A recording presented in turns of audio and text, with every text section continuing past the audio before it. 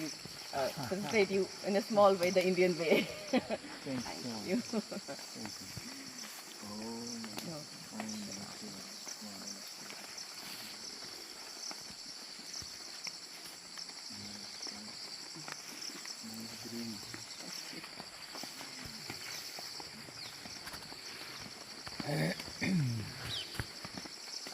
You are such a classic example of a perfect blend of a yogi and a family man also.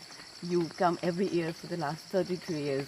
You go to the Himalayas, same place, yet I'm sure the experience is not the same or even similar every time. Please share something about your 33-year-old journey, and is it same? Is it different? How is it?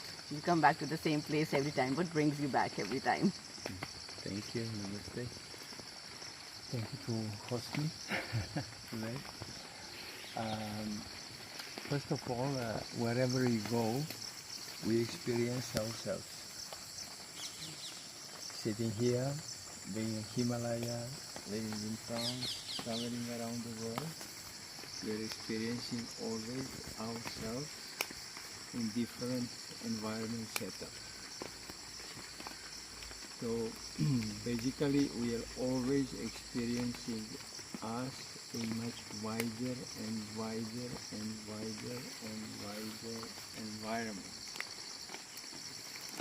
until we experience totality of nature, totality of consciousness, recognizing that we are just a wave of consciousness, infinite, unbounded ocean of consciousness emotion, which is fully awake within itself.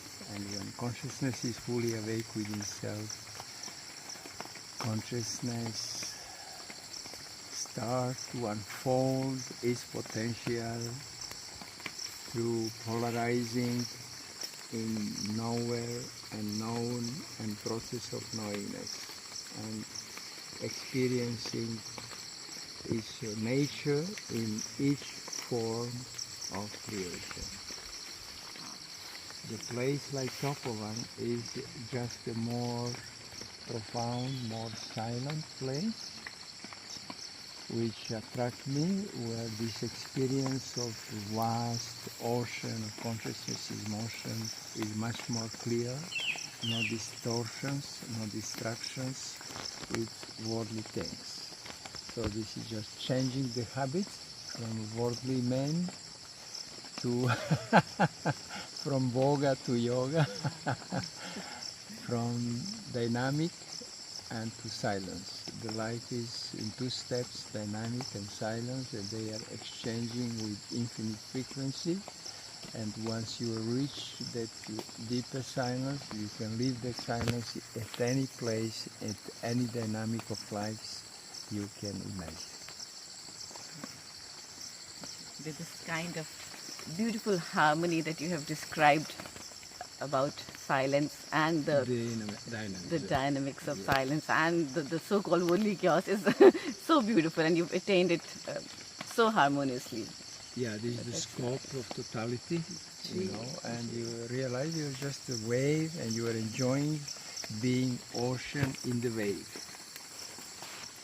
And recognizing the nature of the ocean in all individuals, in all waves. We are all waves, the trees, the statues, the grass, the bodies, different forms. We're just like waves of infinite ocean of consciousness in motion. So after experiencing a place so profound as Tapovan, as you yourself said, is it easy to move out of that place and come back to the world? Or do you feel tempted to just continue your journey out here? Because you've been doing this beautiful stepping in and stepping out for 33 years. It's not easy. I mean, it would be very tempting to just stay there or to just stay this side of the world, but you balance it so beautifully. How do you work on that? Yes, you are Step right. out every time. You are right. You are right. This is the process. And in that process, the transformations are on level of the body and on level of the mind. So by constant exchange of profound silence and very dynamic life, you are developing such a kind of physiology, a nervous system that is able to sustain the vast consciousness without being lost. You know, if it's the small ship on the vast ocean and has lost repairs and become lost.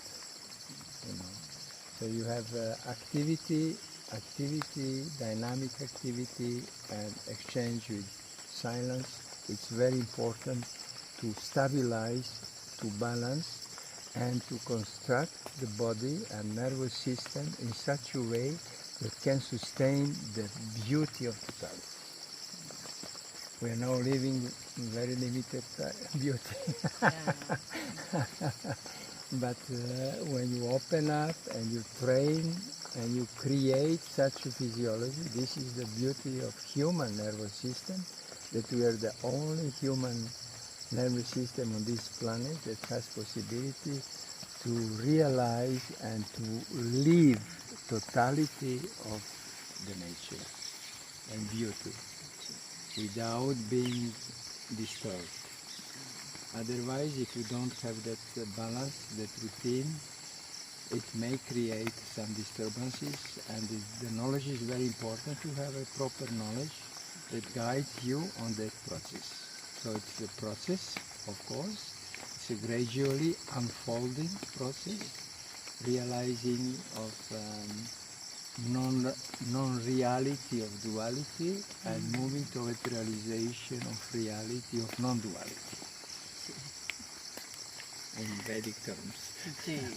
It's so mesmerizing to hear you, and I can honestly go on and on, but due to time restraints, I definitely just want to ask one question about which I'm personally very curious, and I'm sure many just beginner sadhaks are very curious to know from such Siddh yogis from you.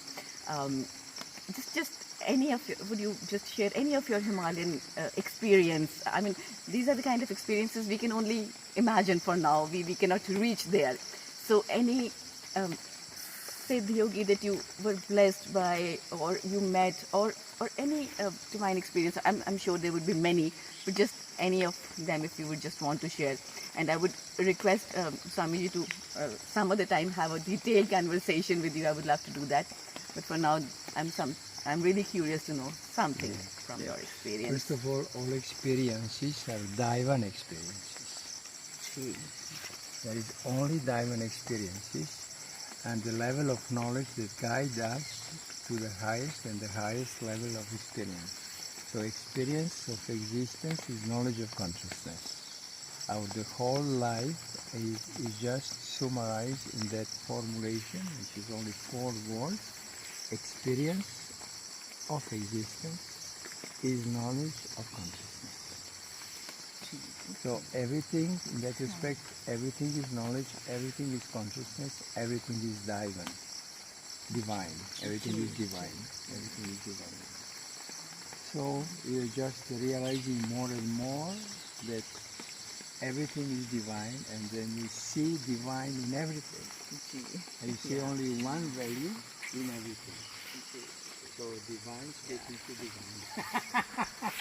Hiding in this body, in this beauty in the nature. Thank you so much by Hanuman Dada's grace. Yes. We have been allowed to receive some pearls of divine wisdom from you. Thank you so much. It's my pleasure.